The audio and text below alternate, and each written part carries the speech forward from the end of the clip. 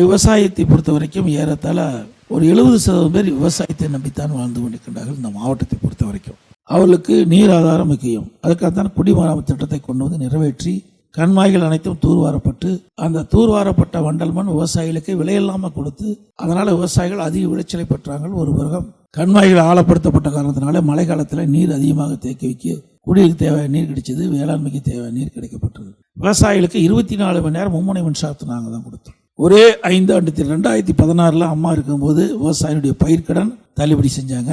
2021 நான் முதலமைச்சராக இருந்தபோது 12,100 கோடி ரூபாய் விவசாயிகள் தொடக்க வேளாண்மை பயிர்க்கடன் தள்ளுபடி செஞ்சாங்க.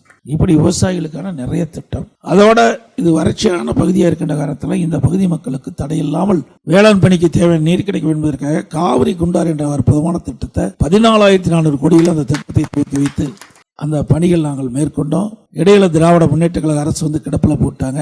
மீண்டும் அதிமுக ஆட்சி வந்த பிறகு காவிரி குண்டார் திட்டம் தொடர்ந்து அதை செயல்படுத்தி பயன்பாட்டு கொண்டு வந்து இந்த ராமநாதபுரம் மாவட்டம் எங்கே பார்த்தாலும் பசுமையா நெல், வாழை, மஞ்சள், கரும்பு போன்ற பயிரெல்லாம் நிச்சயமா வரும். அதில் எந்த மாற்று கருத்தும் கிடையாது.